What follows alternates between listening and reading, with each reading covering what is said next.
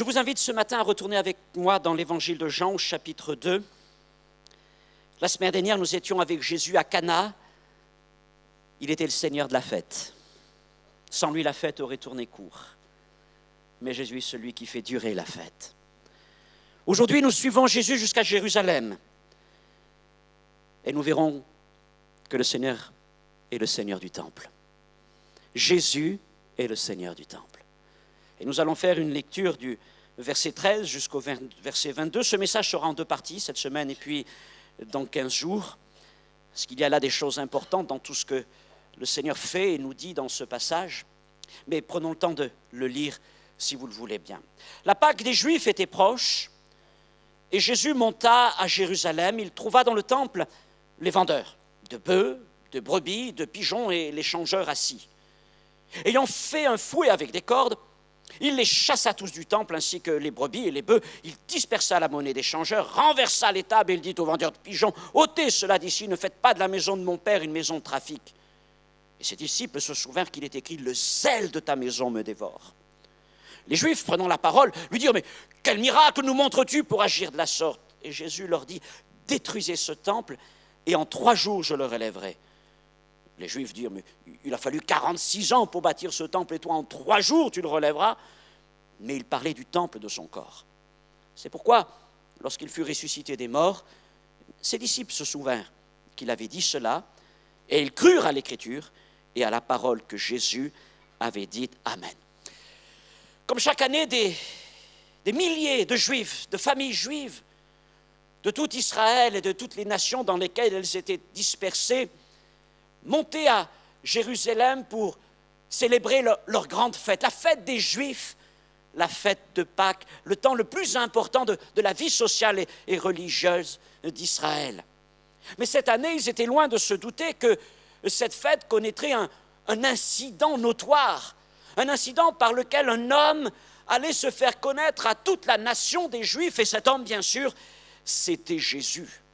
Depuis quelque temps, Jésus avait commencé son ministère, mais jusque-là, il n'était connu que de quelques personnes, Jean-Baptiste, entre autres, et quelques disciples galiléens à qui il avait manifesté sa gloire lors de la transformation de l'eau en vin à Cana. Mais dans l'effervescence de Jérusalem, Jésus n'était encore qu'un inconnu. Mais cela n'allait pas durer très longtemps. C'est donc pendant cette fête de Pâques, la fête des Juifs, que Jésus a fait son entrée dans la vie publique d'Israël et il faut reconnaître que son entrée fut fracassante et qu'elle allait marquer les esprits pour longtemps jusqu'à nous aujourd'hui. En effet, ce passage que l'on appelle le passage des marchands du temple est rentré dans l'histoire commune. Mais il nous faut nous y retourner, nous y replonger, afin d'en trouver encore toute la saveur pour nos vies aujourd'hui. Ce texte nous surprend quelque part. Il nous surprend d'abord parce que dans les évangiles de Matthieu, Marc et Luc, ce texte vient à la fin du ministère de Jésus, 5 jours avant sa mort à la croix. Tandis que Jean place cet événement tout au début du ministère de Jésus, en ouverture de son ministère. Et puis il nous surprend aussi parce que ce Jésus que nous rencontrons là dans le temple, ce n'est pas tout à fait celui que nous connaissons par ailleurs. Pour nous, Jésus est avant tout un homme plein d'amour, plein de compassion, de douceur, et ça ne nous vient pas spontanément à l'idée de nous l'imaginer comme un homme capable de s'emporter presque avec colère, avec véhémence, avec violence, et le voilà fabriquant un fouet, chassant les animaux, le voilà renversant les tables. Qu'est-ce qui lui prend? Et donc au moins une fois dans le cours de sa vie, de son ministère, Jésus s'est donc emporté et a manifesté de la colère. Alors, essayons de comprendre ce qui s'est passé, de découvrir quelles leçons nous pouvons en tirer pour nous-mêmes, pour notre vie d'Église. Ce matin, nous allons considérer 3 points. Nous allons d'abord parler de la Pâque à Jérusalem pour bien comprendre le contexte. Nous allons parler de la purification du temple par Jésus. Et puis ensuite, par-dessus tout, nous parlerons de la passion de Jésus pour la maison de son Père. La Pâque était donc la plus importante, d'ailleurs elle demeure la plus importante des fêtes religieuses pour le peuple juif. Jean l'appelle d'ailleurs la fête des Juifs. La Pâque était l'une des 3 occasions dans l'année où, selon la loi Deutéronome 16:16, tous les hommes devaient monter à Jérusalem pour se présenter devant l'Éternel. La Pâque, c'est la commémoration de la grande délivrance du peuple d'Israël de l'esclavage en Égypte. Et à une époque où Israël était dominé et occupé par les Romains, c'était pour eux encore une source d'encouragement que de célébrer cette fête qui rappelait au souvenir commun qu'ils servaient un Dieu libérateur. Que faisait-il pendant cette fête?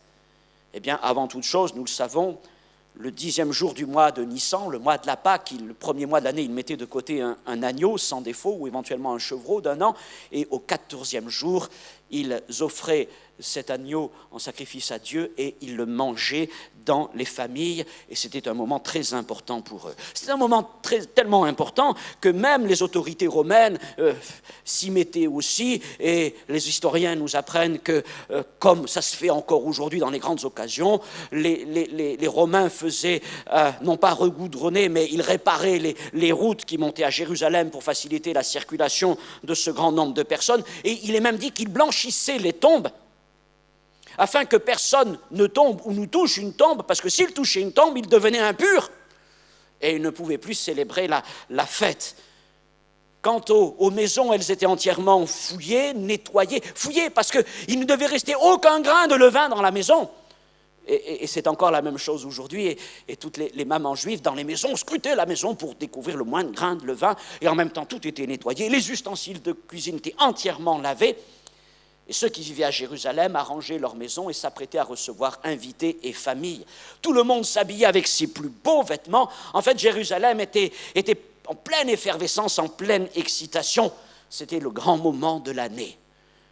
Voilà donc des milliers d'hommes, de femmes, d'enfants, de familles juives qui montaient à Jérusalem et qui se retrouvaient là dans la zone du temple qui devait être archi bondée, archi saturée. J'ai vu un peu ça, j'en ai touché un peu l'esprit lorsque, avec la famille, nous étions à Jérusalem un vendredi soir. Nous étions dans le quartier juif, juste au-dessus du Kotel, pour ceux qui connaissent. Il y a une grande place qui est là. Et sur cette place, il y avait toutes les familles qui arrivaient. Ce que j'aime beaucoup à Jérusalem, c'est qu'on se déplace en famille. On se déplace, il y a le papa, la maman, et puis généralement il y a 4-5 enfants, parce qu'il y a beaucoup de familles orthodoxes. Et ils trimballaient tous leurs valises. On se demandait, mais qu'est-ce qu'ils font avec ces valises? Des grosses valises. Je ne sais pas, on imagine qu'ils allaient peut-être chez des amis pour préparer le sabbat. Enfin, il y avait déjà une effervescence autour du Kotel. Je me disais, mais au jour de Pâques, ça doit être quelque chose. On m'a dit, c'est inabordable, c'est inaccessible, d'autant plus que les rues sont tout à fait étroites et qu'il y a toujours 1 ou 2 taxis pour s'aventurer là-dedans. Donc surtout, il vaut mieux pas y aller à cette époque-là. Mais on peut imaginer ce que c'était donc à l'époque de Jésus. Et sitôt ces familles arrivaient, elles s'empressaient de monter au temple pour accomplir les préparatifs requis pour célébrer la fête de Pâques. Et la première chose qui devait être faite, les hommes devaient s'acquitter de la taxe, de l'impôt, déjà, pour le temple. Ça faisait partie de la loi. Ils devaient payer une taxe d'un demi-cycle avec l'argent du temple. Non pas n'importe quel argent, mais l'argent du temple. Le cycle du temple qui n'était trouvable que dans le temple. Alors, quel que soit le pays d'où ils venaient, quelle que soit la monnaie qu'ils avaient en main, que ce soit des deniers romains, des drachmes grecs ou tout ce que vous voulez, lorsqu'ils arrivaient au temple pour payer leur impôt, selon la loi, ils devaient donc changer leurs pièces qui étaient considérées comme impures, les échanger contre le cycle du temple pour pouvoir payer leur impôt. Il se trouve que les changeurs qui étaient assis là avaient obtenu leur concession en l'achetant auprès des sacrificateurs. Ils étaient donc légitimement à leur place. Là, on nous raconte par contre que les frais de commission montaient jusqu'à 12,5%. Donc au passage, ils amortissaient, ils rentabilisaient leur situation. Après avoir payé l'impôt, il fallait maintenant s'occuper du sacrifice, non pas de Pâques, mais du sacrifice d'expiation, parce qu'avant de célébrer la Pâques, il fallait offrir un sacrifice d'expiation pour les péchés de la maison, de la famille. Selon leurs moyens, l'un un mouton, l'autre un bœuf, l'autre une colombe. On pouvait venir avec un animal, ou alors sans animaux, et on trouverait toujours des animaux sur place, parce que si vous habitez loin, très loin, ce n'était pas facile de se trimballer avec sa vache ou son mouton sur des centaines de kilomètres. Et puis ceux qui venaient malgré tout avec leur animal, peut-être habitaient-ils dans la contrée, pas bien loin, ne pouvaient pas malgré tout offrir cet animal à un sacrificateur pour le sacrifice comme cela. Chaque animal apporté au temple devait être inspecté par des sacrificateurs qui devaient vérifier si l'animal remplissait toutes les conditions de pureté. Ce qui arrivait généralement, c'est qu'ils trouvaient un défaut. Et alors, ces animaux étaient en quelque sorte recalés, et il fallait obligatoirement acheter un animal en vente dans la cour du temple qui était certifié, cachère en quelque sorte, pur.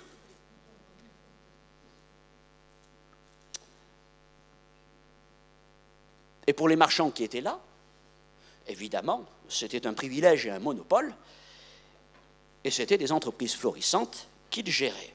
Mais à vrai dire, tout le monde s'en satisfaisait. Pour les uns, les pèlerins, ma foi, même s'il fallait payer un peu plus, c'était pratique. Pour les autres qui étaient en place, c'était très rentable. Mais ce qui était aussi admis, c'est que la présence des marchands et des changeurs était tout à fait légitime. La loi permettait cela. La loi, au contraire, poussait à établir ce genre de commerce. La chose était donc devenue une institution reconnue et personne ne se serait mis en tête de changer les choses, sauf Jésus. Et quand il est rentré dans ce lieu, lui a été saisi dans son cœur. Il appelle cela une maison de trafic. Oh, par ce mot trafic, nous le trouvons très péjoratif, trafic. Trafic, c'est simplement commerce, affaires. Il n'y a rien, ce n'est pas forcément péjoratif ce que Jésus dit là. Mais ce qui le gêne certainement, c'est que cette pratique a lieu dans le temple, et puis particulièrement dans un endroit qui s'appelle la cour des gentils, le parvis des nations. Cet endroit, c'était le seul lieu où les non-juifs pouvaient prier le Dieu d'Israël à Jérusalem. Ils n'avaient pas accès aux autres parties du temple, ils devaient rester là. Mais comment prier Dieu au milieu des bêlements, des mugissements, des roucoulades et des tintillements des pièces sur les balances? Mais il faut le reconnaître, pour les Juifs, ce n'était pas un problème. D'ailleurs, pour eux, cette cour des nations, ce parvis des gentils, ce n'était pas vraiment le temple. C'était une cour à l'extérieur du temple. Oui, on dit que c'était le temple, mais ce n'était pas vraiment le temple. Oh, j'y reviendrai la prochaine fois parce que, vous savez, il nous arrive à nous aussi, que ce soit dans l'Église ou dans nos vies, de se dire, il y a le temple et puis il y a des zones tampons. C'est entre le temple et le monde. C'est en contact. Et le Seigneur ne lui voit pas les choses comme ça. Mais ça, je vous le réserve pour la prochaine fois. Avant d'aller plus loin, ayant parlé un peu de cette Pâque, je voudrais vous parler de la structure du temple. C'est important pour comprendre ce qui se passe. Le temple construit par Hérode le Grand, 46 ans pour construire le temple, c'est quand même quelque chose, était plus grand que l'acropole d'Athènes. Si vous voyez, si certains vous avez visité Athènes, il y a donc cette acropole où il y a tous ces temples païens, et l'esplanade donc du temple était beaucoup plus vaste. Donc on imagine quand même, on essaye d'imaginer la construction que ça représentait. Et ce temple était composé de plusieurs espaces distincts. Au cœur du temple, il y avait ce qu'on pourrait appeler le sanctuaire. Le sanctuaire, c'était véritablement la maison pour les Juifs. Maison dans laquelle seuls les prêtres pouvaient rentrer. Et à l'intérieur de cette maison, il y avait le Saint des Saints, là où le grand prêtre, une fois par an, seul pouvait pénétrer. Vous savez que si aujourd'hui à Jérusalem, vous visitez, vous prenez ce qu'on appelle le tunnel du Kotel, qui est un tunnel qui longe le mur des Lamentations par-dessous, vous pouvez aller jusqu'à l'endroit, et là vous avez des Juifs, et d'ailleurs, il y a des Juifs qui prient à cet endroit, à un endroit particulier, qui est l'endroit le plus proche de l'ancien Saint des Saints. Et ce qui me fait sourire, c'est qu'à l'extérieur, au mur des Lamentations, c'est séparé homme-femme. Mais à cet endroit-là, qui est censé être l'endroit le plus proche du Saint des Saints, c'est surtout des femmes qui y prient. Mais c'est libre, mixte, hommes et femmes. Comme quoi, des fois, vous voyez, les traditions s'y mettent, mais l'important, c'est que chacun puisse accéder. Mais pour nous, nous avons dépassé cela. Mais en tout cas, donc, il y avait cette demeure. Et ce qui est important, c'est que c'est dans ce lieu que Dieu demeurait. Dans ce lieu, dans le Saint des Saints. Donc, voilà la maison. Autour de cette maison, il y avait une cour, un parvis, qui était appelé la cour d'Israël. C'était l'endroit où les Juifs, les hommes juifs, se réunissaient. Exclusivement les hommes. Et pour accéder à cette partie du temple, il y avait une porte. On connaît cette porte. Elle s'appelle la porte de Nicanor, ou la belle porte. C'était la porte du temple. Et dans Acte 3, il nous est dit que Pierre et Jean montaient au temple, et à la belle porte, il y avait un boiteux. Parce que les boiteux n'avaient pas l'autorisation de rentrer dans cette partie-là. Il y avait donc la cour d'Israël, et puis il y avait le parvis des femmes. Et dans le parvis des femmes, les femmes et les enfants se réunissaient. Pour les garçons, c'était jusqu'à 13 ans, et puis ensuite, ils passaient dans la partie des hommes. Il y avait donc le sanctuaire, la cour d'Israël, le parvis des femmes et le parvis des gentils, la cour des nations, tout au fond. C'est dans cet endroit que se réunissaient les non-juifs. Et c'est aussi à cet endroit que l'on pratiquait deux activités qui étaient interdites à l'intérieur du temple. D'une part, la mendicité, comme le boiteux. Deuxièmement, le commerce. Et c'est dans cette partie-là que donc les vendeurs, les changeurs, avaient établi leur emplacement, puisqu'après, ils ne pouvaient pas y aller. Et entre la cour des nations et le reste du temple, toutes les autres cours, il y avait un mur, que Paul appelle dans Éphésiens chapitre 2, un mur de séparation, un mur épais. Flavius Joseph, le grand historien juif du 1er siècle, nous dit que sur ce mur, il était écrit qu'il était interdit aux non-juifs d'aller au-delà de cette enceinte sous peine de mort. Il y avait donc une stricte séparation. Et quand Jésus, comme tous les juifs et tous ceux qui rentraient dans le temple, rentra pour aller jusque vers la cour des hommes, eh bien, il passa d'abord par la cour des nations, le parvis des gentils. Et c'est là que, voyant tout ce qui se passait, c'est là qu'il laissa éclater son indignation et sa colère.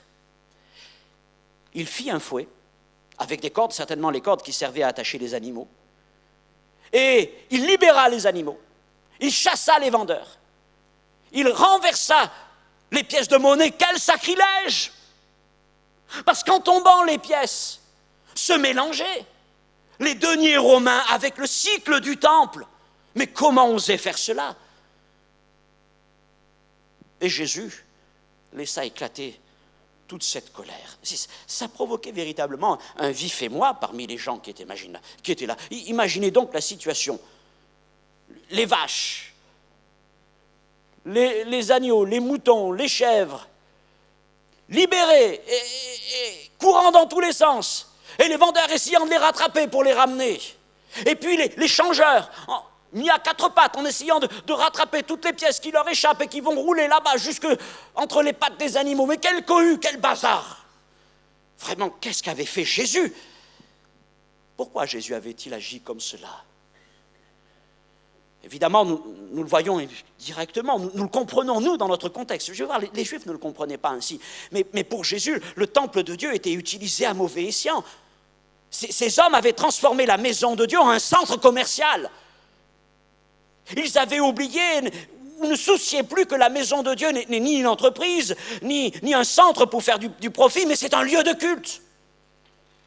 Mais surtout, ce que Jésus dénonçait dans le trafic de ces marchands, c'est qu'il représentait un obstacle.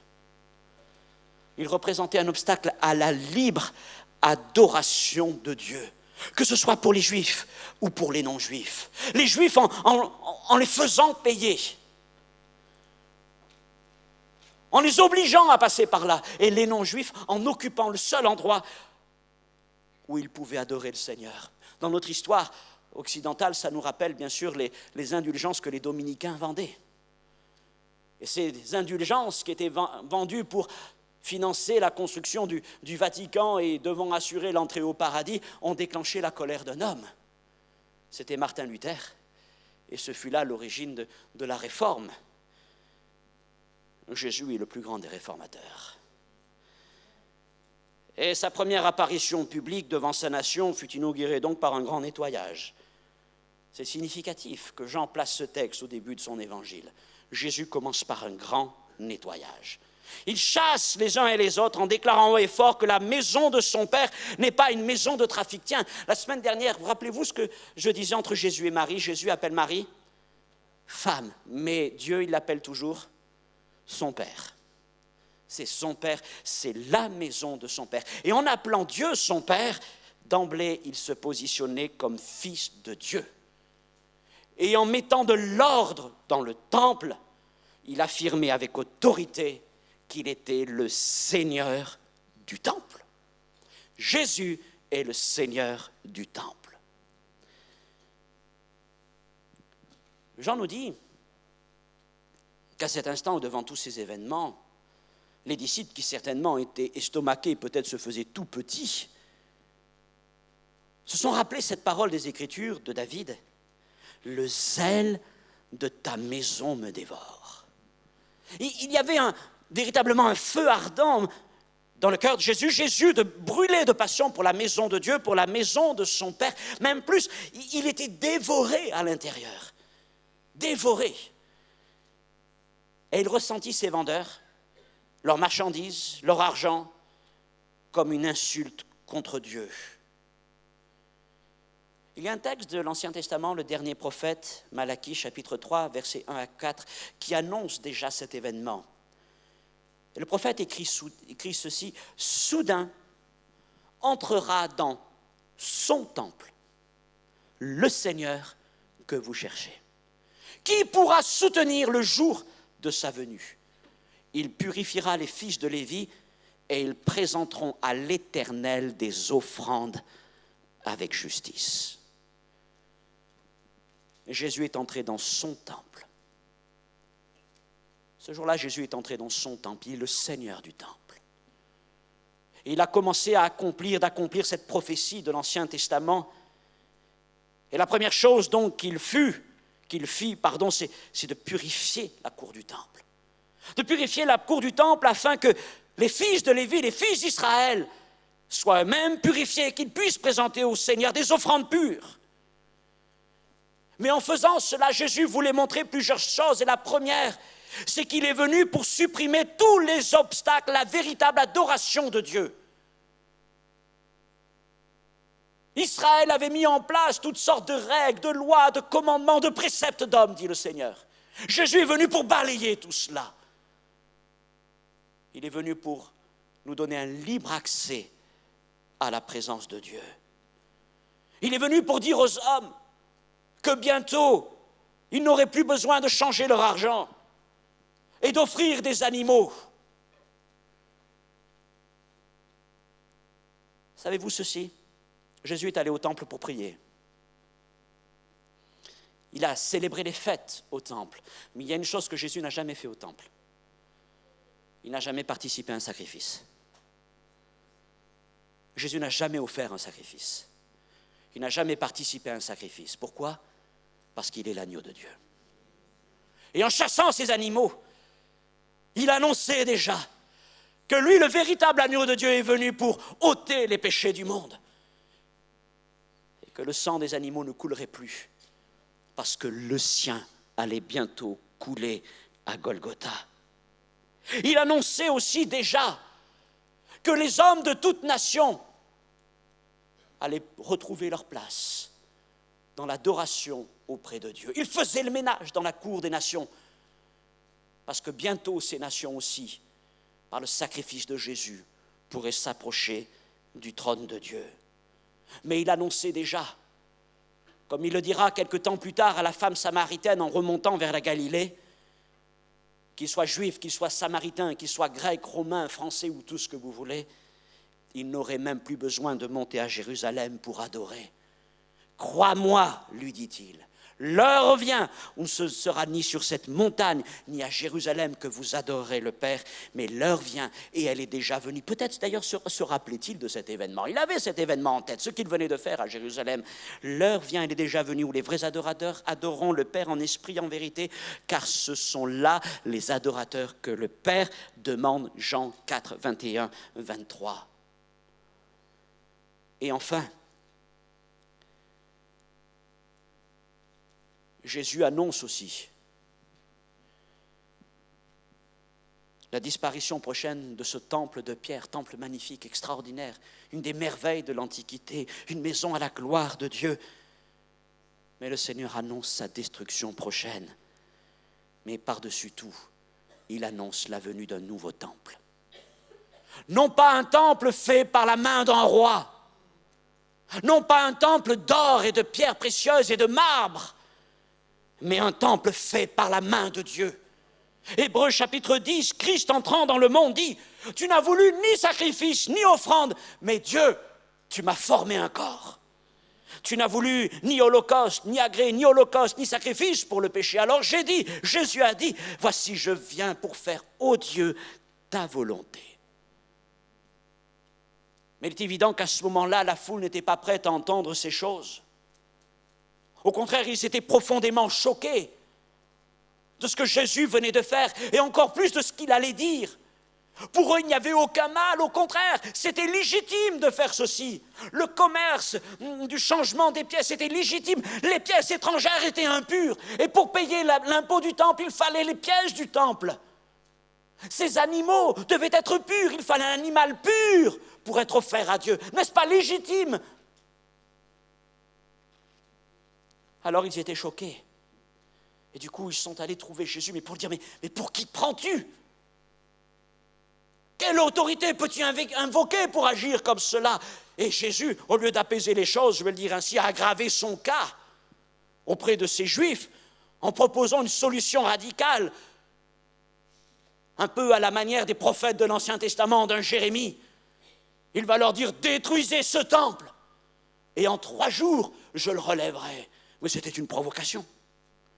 Pour les Juifs qui l'entendaient, c'était une véritable provocation. Parce que quand le Seigneur parle du temple, il utilise un mot particulier, nous le verrons, un mot qui signifie qu'une chose. Détruisez le sanctuaire. Détruisez le Saint des Saints. Détruisez le lieu où Dieu demeure. Et je le relèverai. Mais pour un Juif, parler comme cela, annoncer la destruction du Saint des Saints, annoncer la destruction du lieu où Dieu demeurait, mais c'était un scandale. Et quand Jésus leur dit « je le relèverai en 3 jours », c'était une provocation.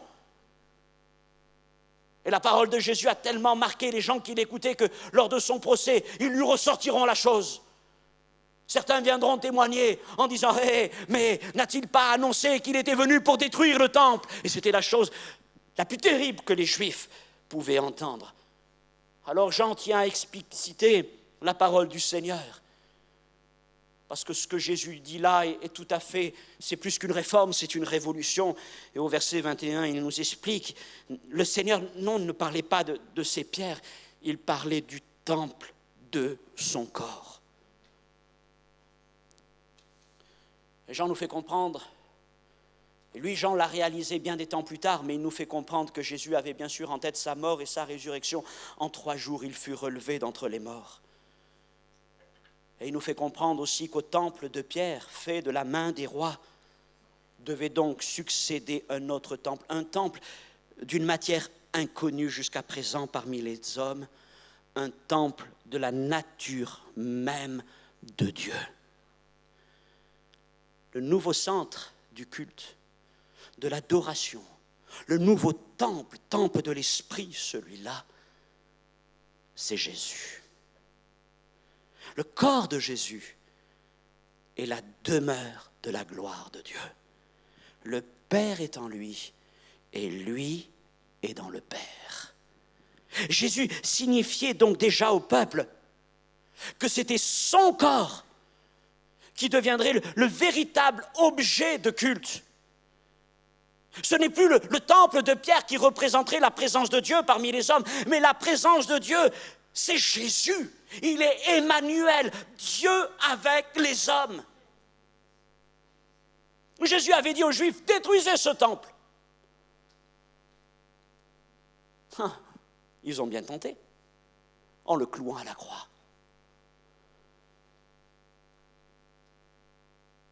En perçant ses mains, ses pieds, son côté.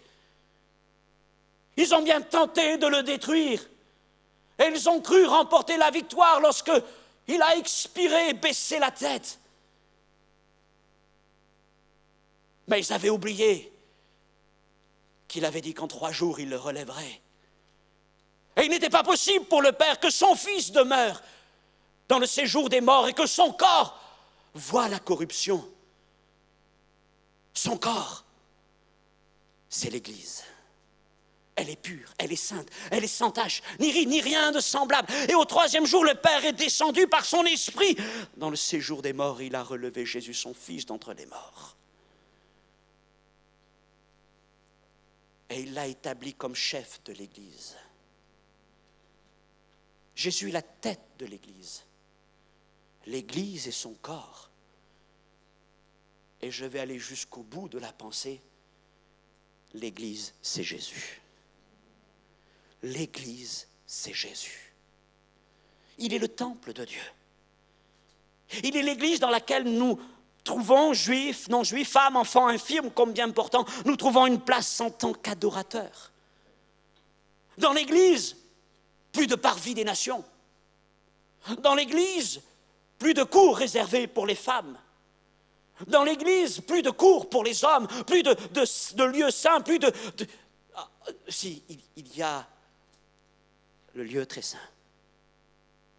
C'est la seule chose qui demeure. Nous le verrons parce que c'est tellement important. Parce que des fois, nous sommes nous-mêmes déformés par rapport à cela. Et Jésus est très précis dans ce qu'il dit. Mais il n'y a plus de cours. Il n'y a qu'un lieu très saint. Et ça, c'est peut-être la chose la plus extraordinaire à mesurer, c'est que l'Église, c'est le lieu très saint. Et plus encore, Christ qui a racheté ma vie au prix de son sang, a fait de moi une habitation de Dieu en esprit. Que l'apôtre, que Jésus dise qu'il est le temple, oui, que Jésus dise que ça me va, mais quelle chose extraordinaire.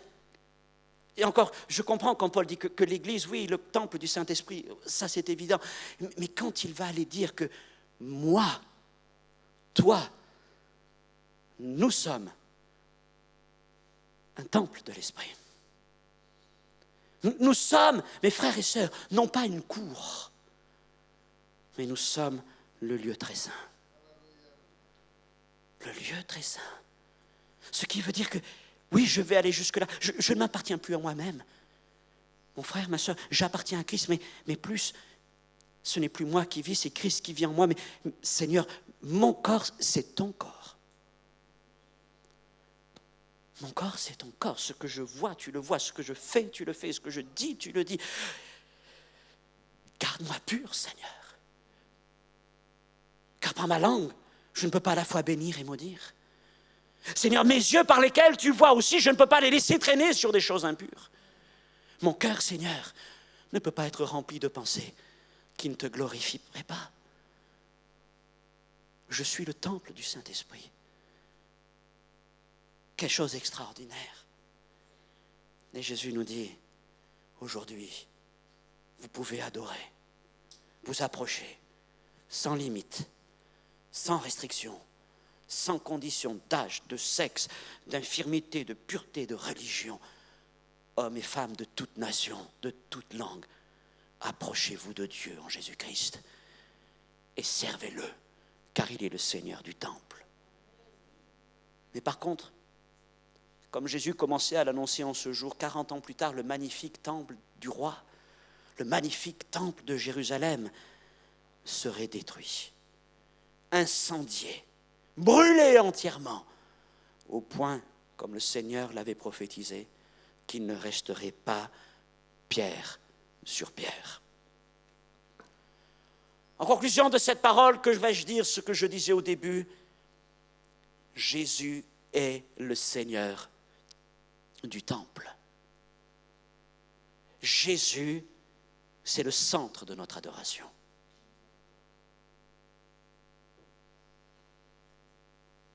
Rien ne doit faire obstacle à l'adoration de son nom.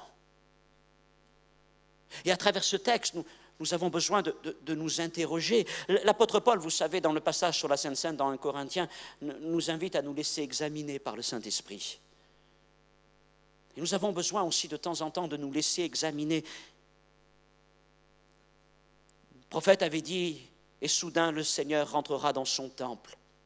Je fais un parallèle, vous allez voir, ça paraît tellement évident, entre Jean chapitre 1er et les premiers chapitres de l'Apocalypse de Jean. Jean chapitre 1er, c'est la révélation de Jésus, la parole de Dieu éternel. Apocalypse 1er, c'est la révélation de Jésus glorifié. Jean chapitre 2, Jésus entre dans son temple. Apocalypse chapitre 2, 3, 4, Jésus entre dans son église. Jésus entre dans ses églises. Et quand il marche au milieu de son église, il est en flamme. Le zèle de sa maison le dévore. Ses pieds sont un airain ardent, ses yeux des flammes de feu, et de sa bouche sort une épée à double tranchant. Il marche au milieu de son église. Il voit tout, il connaît tout, il pèse tout. Dans son église, il n'y a pas de cour des nations, il n'y a pas de cour des femmes, il n'y a qu'un lieu très saint. C'est la maison de Dieu, c'est sa maison, c'est son corps. Et il regarde. Et il regarde si dans son église, il n'y a rien qui vient faire obstacle à la libre adoration de son nom. Pour les Juifs, c'était peut-être des vendeurs, des changeurs d'argent. Mais dans l'Église, il nous est arrivé tellement de fois de mettre des postes de péage à l'entrée de l'Église. Tu ne peux venir adorer, louer que si tu es comme ceci, que si tu es comme cela. Dieu merci, nous apprenons à nous débarrasser de toutes ces choses. La religion est un obstacle. L'Évangile, c'est la liberté. Et Jésus nous invite à nous approcher afin qu'il nous change entièrement. Mais nous ne voulons que dans l'Église, il n'y ait rien qui vienne faire obstacle à la libre entrée de ceux qui viendraient parmi nous. Nous voudrions non plus qu'il n'y ait rien d'impur au milieu de nous. Nous voudrions qu'il n'y ait rien qui prenne la place de Christ. Christ doit demeurer le Seigneur du temple, le Seigneur de l'Église. Mais il arrive trop souvent, et nous devons nous examiner par rapport à cela, qu'il y ait des choses qui prennent la première place. Parfois, c'est notre service lui-même, notre désir de faire les choses bien.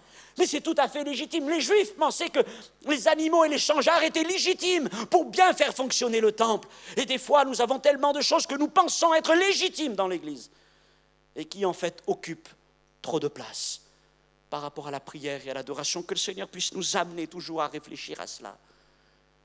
Il arrive même que nous vivons dans l'Église que par notre service. Il m'est arrivé de rencontrer des gens comme cela.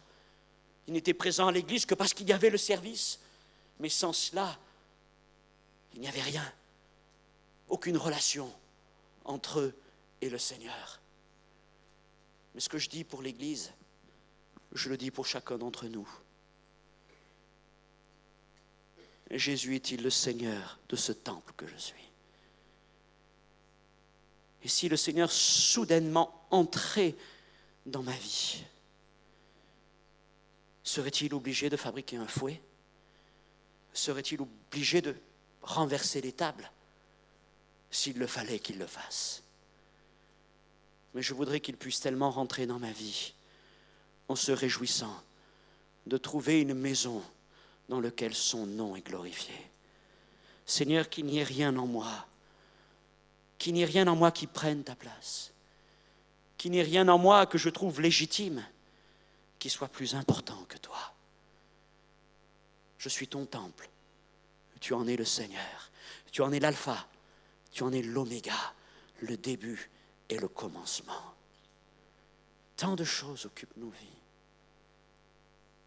Et l'une d'entre elles, mes frères et sœurs, que je vois beaucoup aujourd'hui dans beaucoup de messages, dans beaucoup de prédications que nous pouvons entendre de ci, de là, par des prédicateurs de grand renom, ce que je vois, c'est que l'homme a pris la place de Jésus. On prêche l'homme, on encourage les gens, on leur promet toutes sortes de choses. Mais où est Jésus? Où est Jésus? Ce qui est important, c'est que lui demeure toujours là. À quoi servirait le temple?